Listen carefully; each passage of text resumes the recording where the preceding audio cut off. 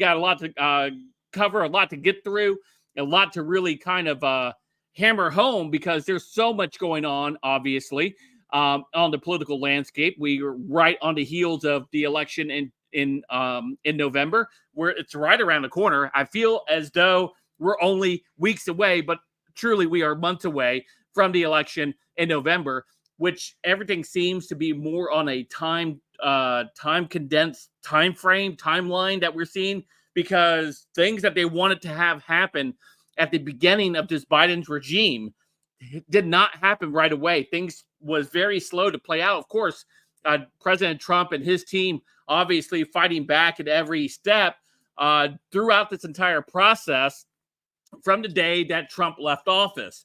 And so we've seen this battle wage behind the scenes, right? We've seen this wage behind the primary, behind the campaigning. We've seen it wage in all these different ways. Of course, we've seen media leaks and all these things from the media as they get their information from the FBI or DOJ or the CIA or whoever is handing it out to them. And we continue to see those leaks and leaks and leaks.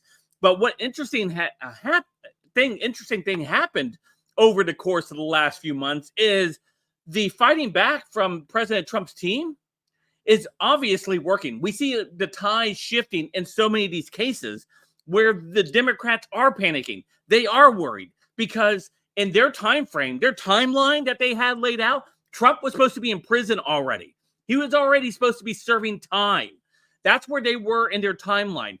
Biden was supposed to pretty much run unopposed come in 2024. However, what we have seen now, we've seen these cases start to fall apart. Why? Because they were mostly all garbage cases to begin with anyway. All these cases were built up on the sand foundation that they put down in order to go after Trump, right? And of course, Trump's not a perfect individual. However, he is someone, if the deep state and these crooked politicians are continuing to try to prevent him from running for president, there's something that will tell you that there's something wrong with that side, right? And that's what we've seen. So what we have here is Fani Willis. If you don't know who Fani Willis is, she's the Georgia DA. She is the Fulton County DA in Georgia, one of the most corrupt counties in Georgia. And she worked closely, her office worked closely with Biden DOJ and the January 6th committee. There was lots of ties of money being used between all the entities.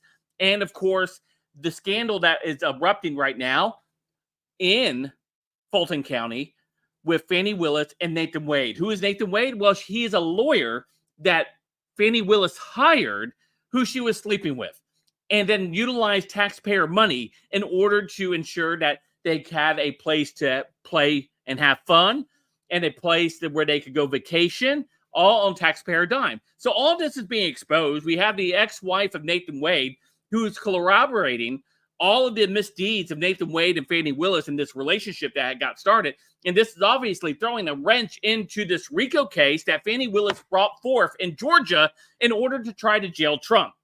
And so this is what we have here. We have this whole thing starting to fall apart from one end to the other.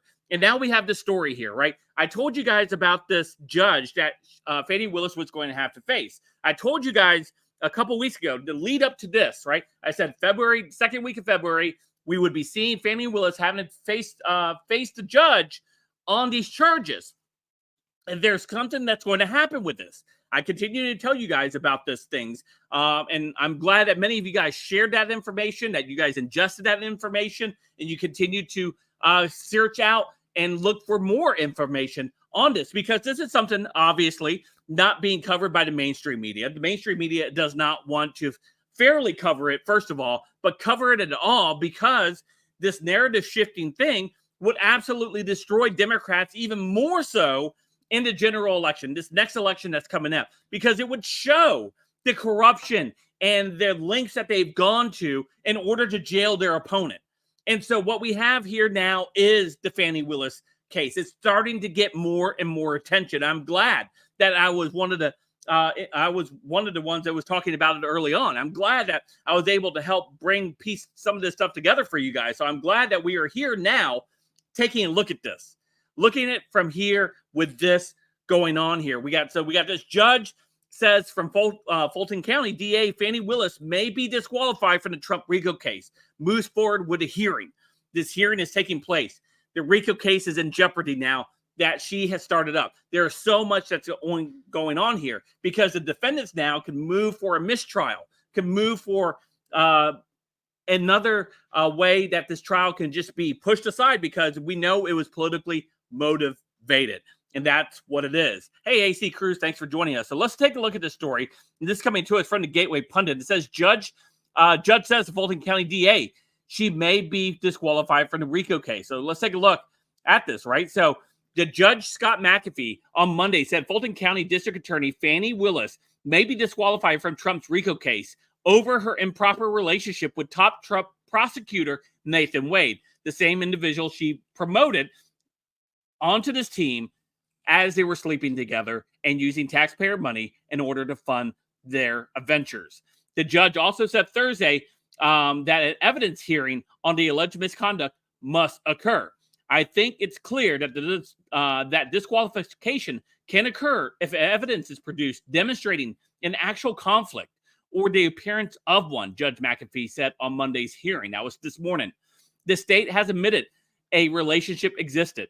And so what remains to be proven is the existence and the extent of any financial benefit. Again, if there even was one. And so because it is possible that the facts alleged by the defendant could result in disqualification, I think this evidence hearing must occur to establish the record on those core allegations, right? Because what we have here is the party who's bringing this case on has the ex-wife of Nathan Wade, has the receipts, has the bank statements. We have all of these things in evidence. This is really going to hurt Fannie Willis. And, of course, in conjunction with the Biden regime. Because Biden is banking on, the Democrats are banking on the case in New York, the case in D.C., and, of course, this case here in Georgia. They're banking on all three. They need these cases to be successful in order to jail Trump. That is what they're trying to do.